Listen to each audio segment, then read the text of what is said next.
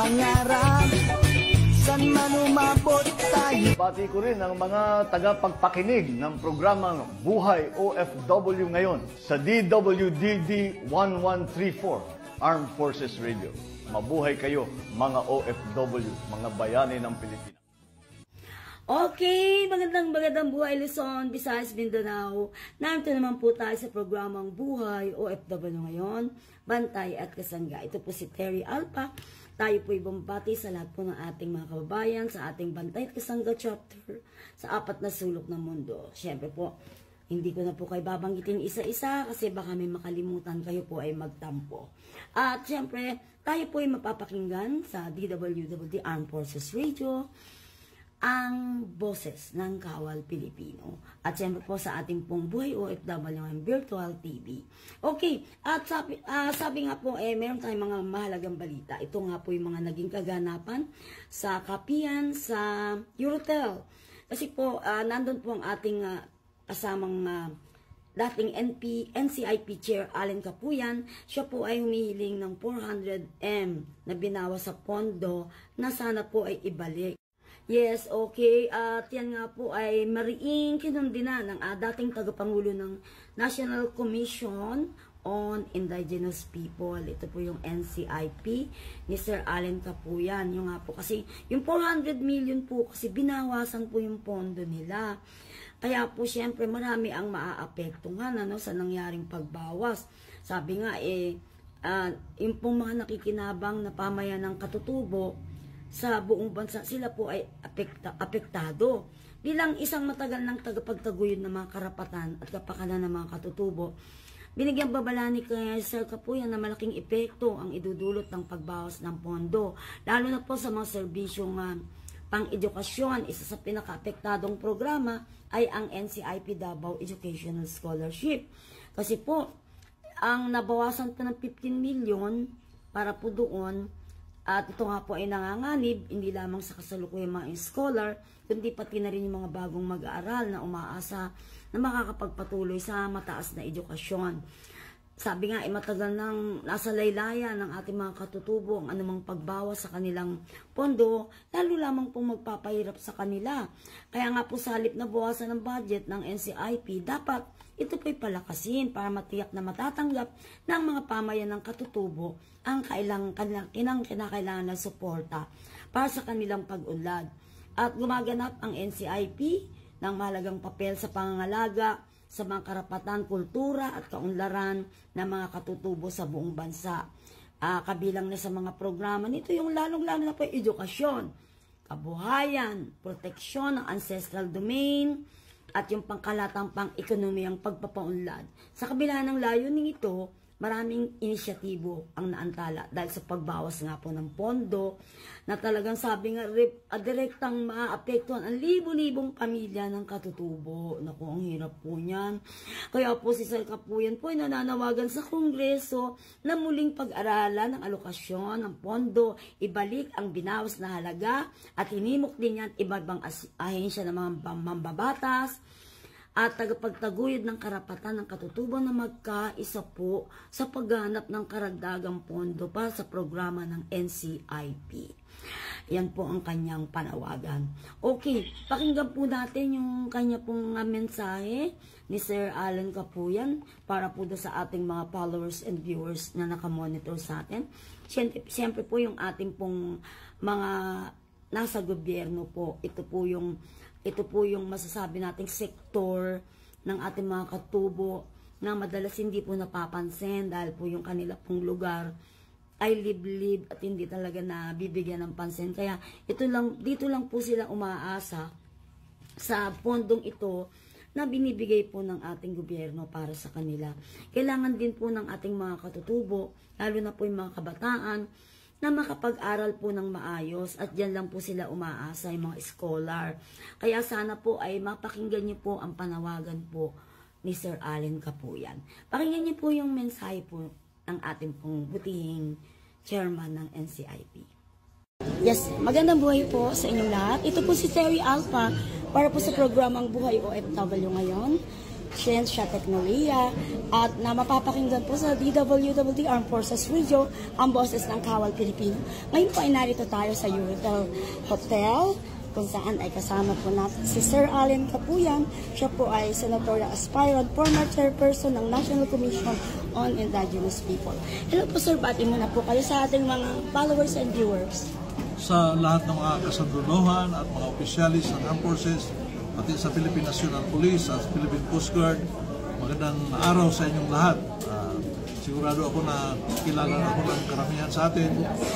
Ako nating chairperson ng NCIP at ako ang nagsimula ng NTPL-CAC bilang executive director for 4 years. So ngayon naman ay bumalik muli ako sa katutubo.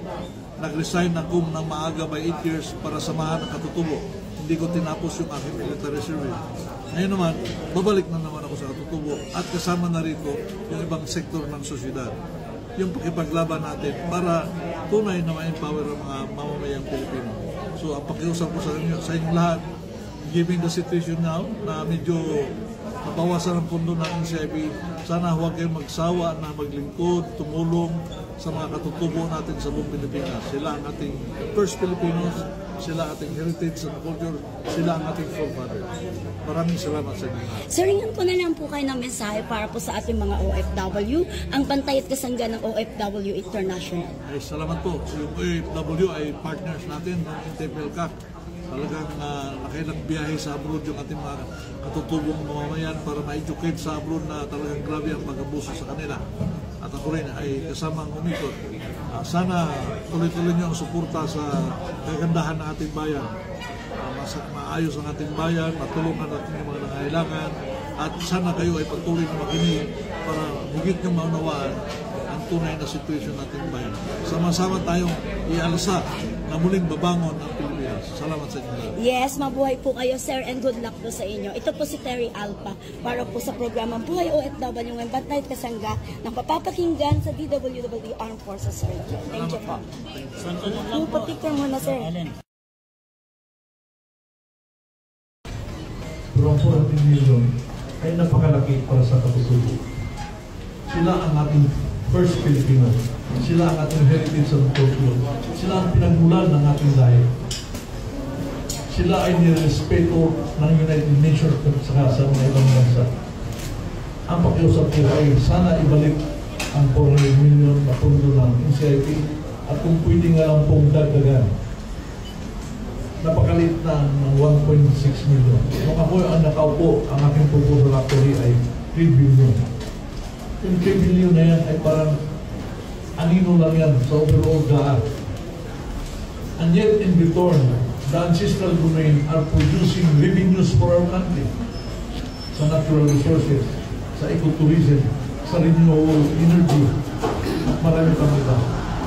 So, malaki ang return of investment ng ancestral domain at katutubo sa ating bansa.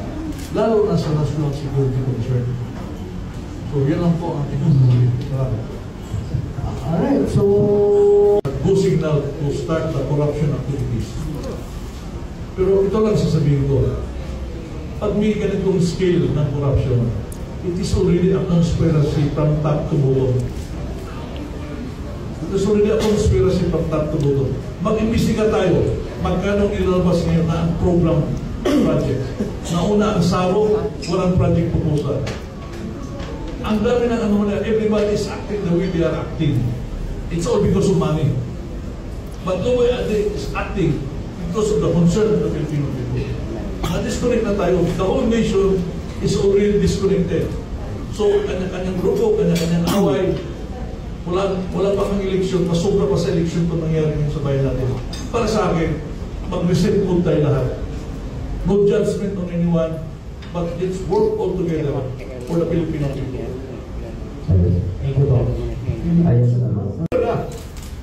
Ayusin natin. Walang incentive tayo lahat. Administration, opposition, pag-usapan natin ang agenda ng taong bayan. If we have to give your position, why not? Kaya ka lang naman tumakbo para maglingkod. Kung ikaw ay pabigat, honorably resign, honorably retire. It's time now that we have to make a call to action. Let us serve the people. Yun na, wala natin maghanap ng mga palabok, mga dekorasyon. Eh sabi ko nga sa kumpanya ko, kung ako ibuto ninyo, pero hindi nyo ako sasamahan sa Kongreso, sa Senado, huwag nyo na ako ibuto. Kasi ang isang boses ay mawala yan kung 24 voices sa marinig.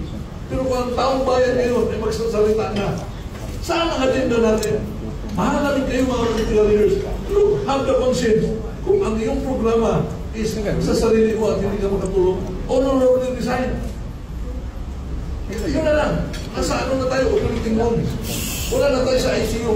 Ang ating bansa ay nasa operating room na at nakakahiya na internationally. Number 4, in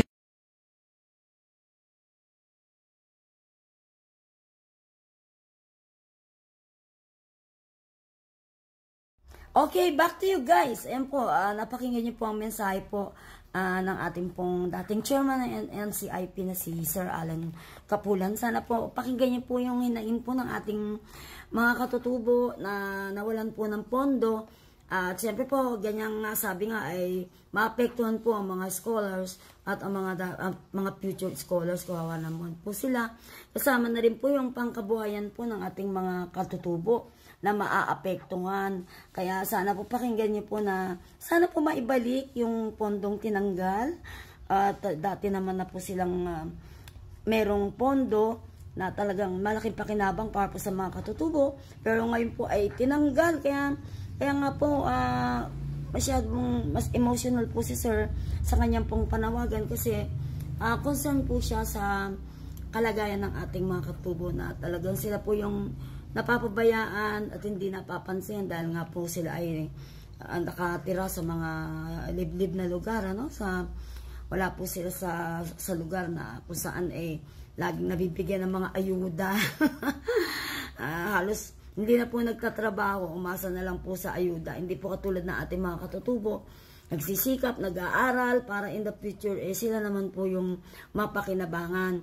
Kaya sana po ay mapakinggan niyo po ang naging panawagan po kanina. At ganun din naman po sa ating mga sabi nga, eleksyon, nandiyan na po. Sana po mag-isip po tayo kung sino dapat natin iboto. Huwag po kayong makuha sa ayuda, sa ilang kilong bigas, pinagpalit nyo na po yung boto nyo. Sundin nyo po, kunin nyo po yung ayuda, pero yung pong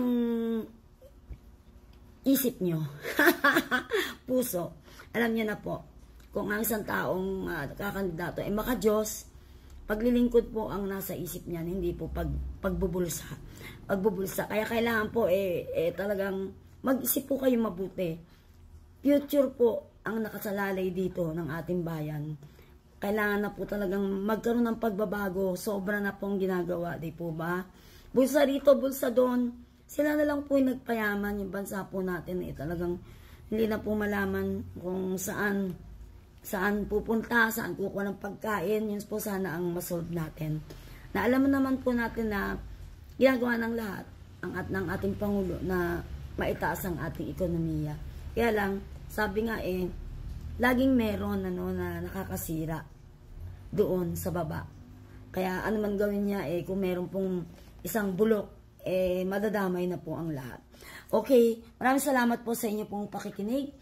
Tuloy niyo lang pa likes, follow, and share sa ating pong programang Buhay OFW ngayon. Bantay at Kasangga ay mapapakinggan po sa 4 na sulok ng mundo. Tayo po yung kasama po natin ating founding chairman, Albert Gonzon. Siya po yung pinaka-leader po ng Bantay at Kasangga sa buong mundo. Maraming salamat po sa inyong pakikinig. Pansamantala po tayo magpapaalam. At muli po tayo magkita-kita sa susunod po. Ito po si Terry Alpa, ang inyong pong lingkod.